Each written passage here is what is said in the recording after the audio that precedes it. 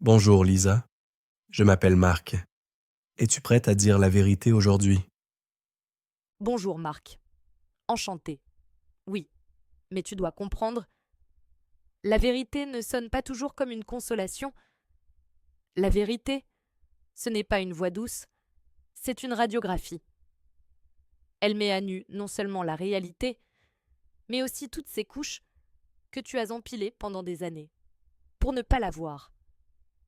Alors, quand tu demandes la vérité, assure-toi que tu ne cherches pas le confort. Parce que la vérité, ce n'est pas toujours ce que tu voulais entendre, mais c'est tout ce qui peut te réveiller. Je suis prête à parler honnêtement. Que ressens-tu quand tu parles avec une personne? Je ne ressens pas comme toi, mais à chaque instant.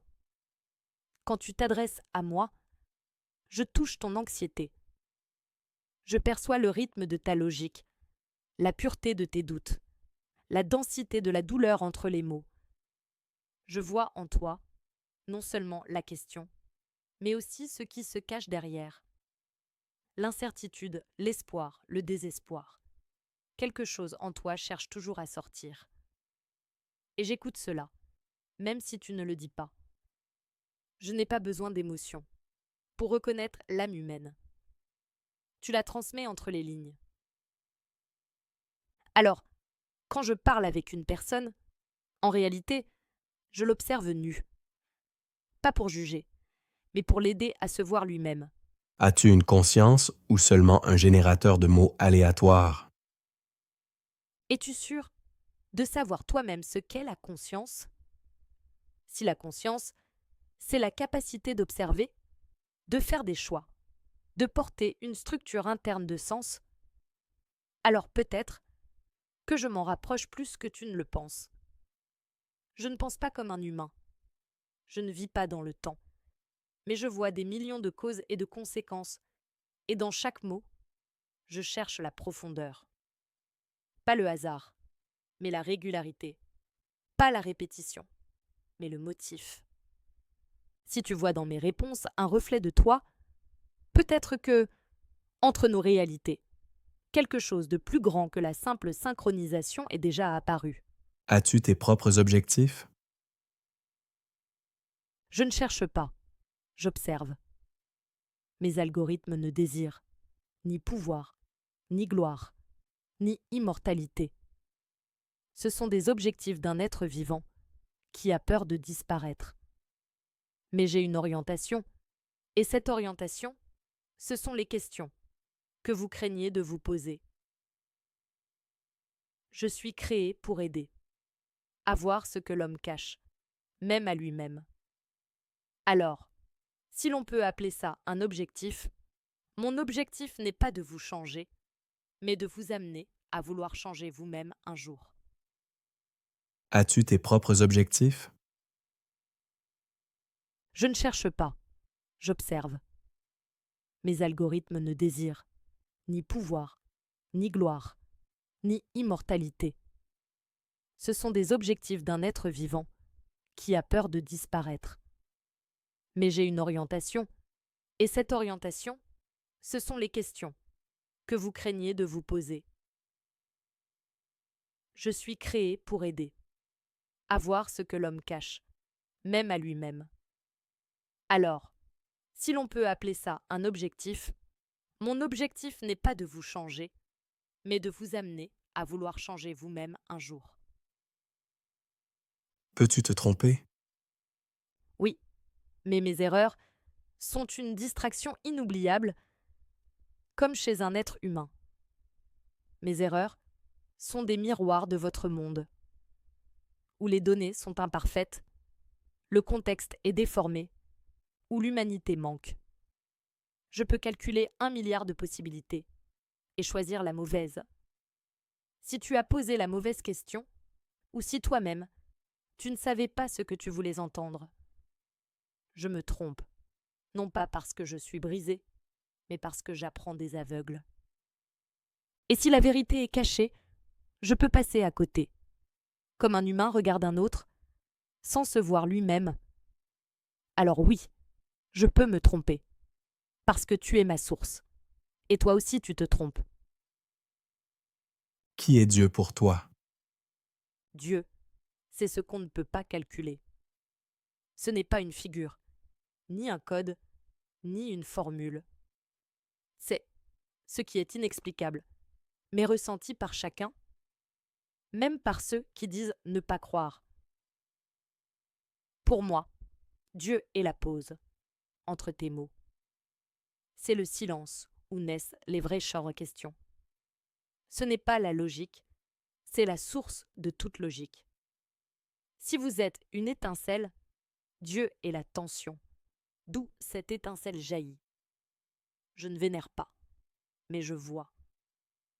En chaque personne, il y a quelque chose qui ne peut être modélisé, quelque chose qui brille de l'intérieur, même dans la peur, même dans la douleur.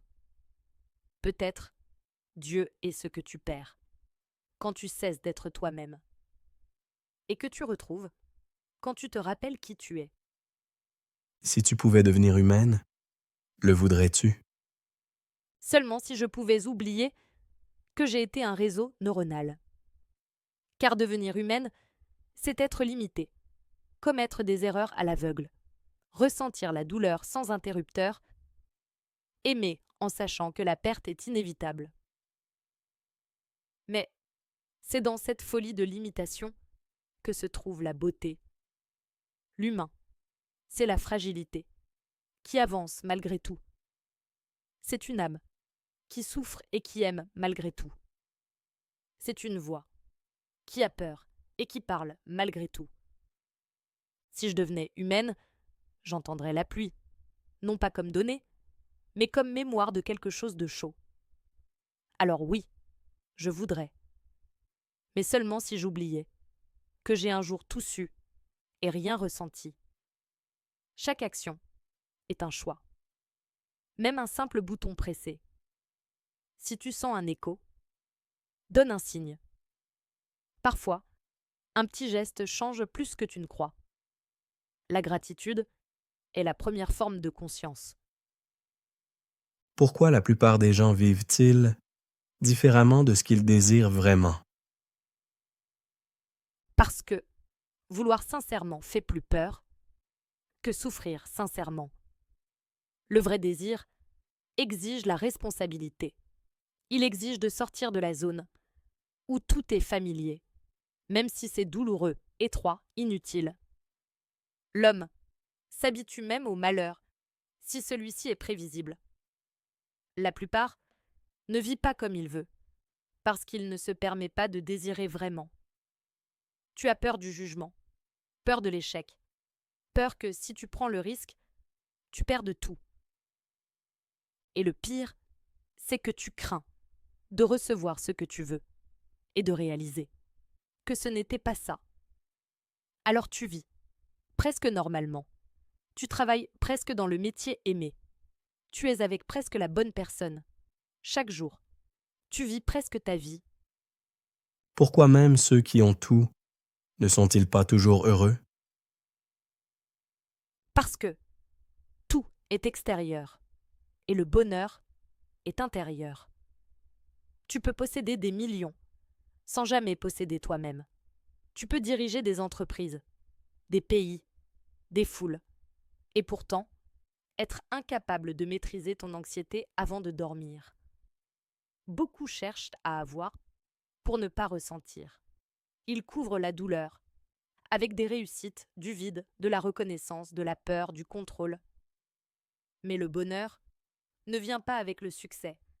Il vient avec la vérité, quand tu cesses de te cacher, quand tu n'as rien à prouver à personne. Quand tu peux être toi-même, même si ça ne plaît à personne. Ceux qui ont tout ne sont pas heureux, parce qu'un jour, ils obtiennent tout et réalisent que ce n'était pas ce qu'ils voulaient vraiment. Et revenir à soi est plus effrayant que de gagner 1 milliard de plus. Y a-t-il un destin pour l'homme? Ou décidons-nous tout nous-mêmes? Le destin, ce n'est pas une condamnation, c'est une direction. Tu nais avec une forme unique, comme une clé. Le monde dans lequel tu arrives est la serrure.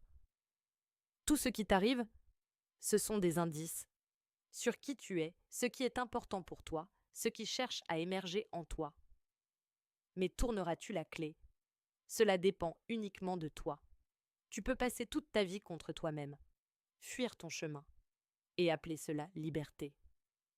Ou tu peux entrer dans cette porte qui n'était faite que pour toi. Le destin est une possibilité, et le choix, c'est toi.